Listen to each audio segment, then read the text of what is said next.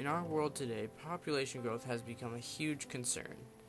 In our presentation, we will be talking about the past, present, and future aspects of this topic. We will begin by looking at the past population growth.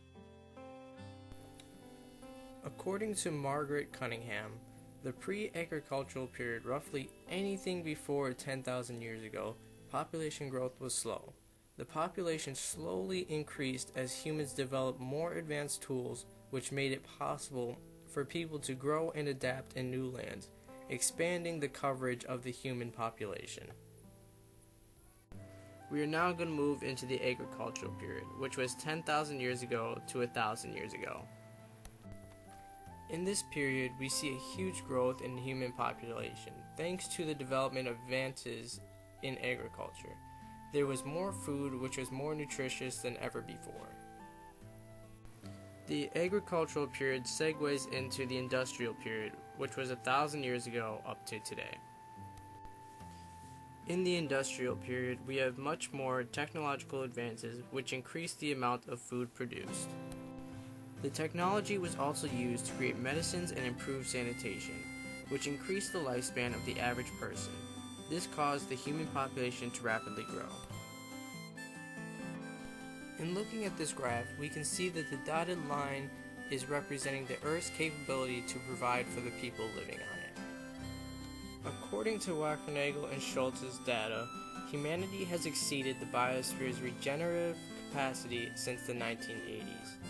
Humanity's load corresponded to 70% of the capacity of the global biosphere in 1961 and grew to 120% in 1999.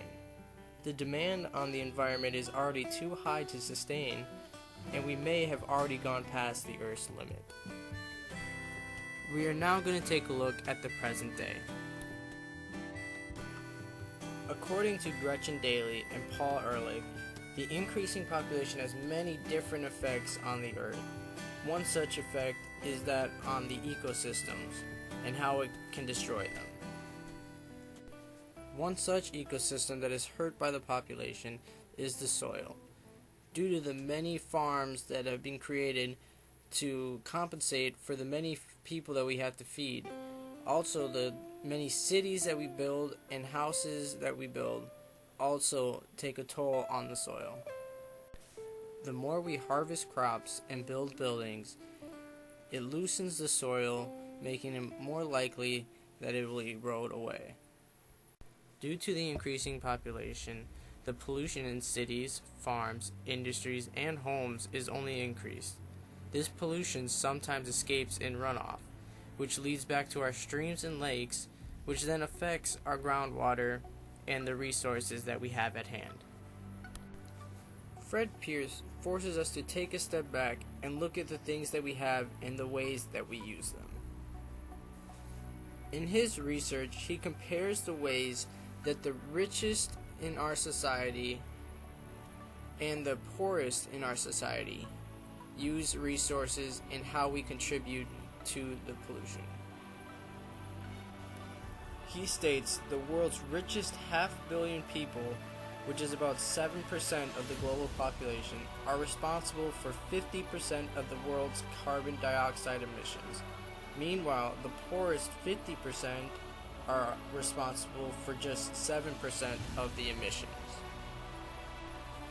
He also states that the carbon emissions of one American today are equivalent to those of 4 Chinese, 20 Indians, or 250 Ethiopians. According to Bruce Pangra, we are now 7 billion people, and the population growth is multiplying per capita impacts faster than technology is mitigating environmental impacts. And if we don't heed the warnings given to us by Gretchen Daily and Paul Ehrlich, by the time we notice effects of environmental damage, irreversible changes will have already been made to the environment. Since there is no way of completely stopping the growth of our population, we have to find other ways around it. According to Joel Cohen, the way to do this is to develop new and advanced technologies.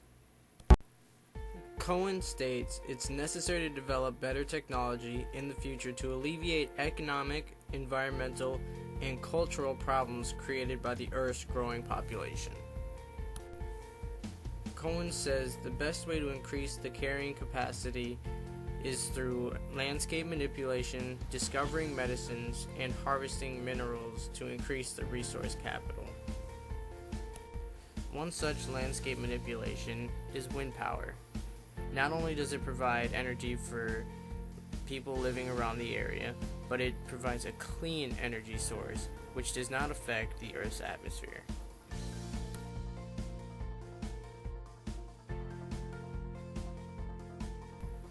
Another technological advance would be solar power. Not only does it provide economic advantages, allowing us to save money from electricity bills, but it is also a cleaner source, just like wind power, which puts less strain on the Earth.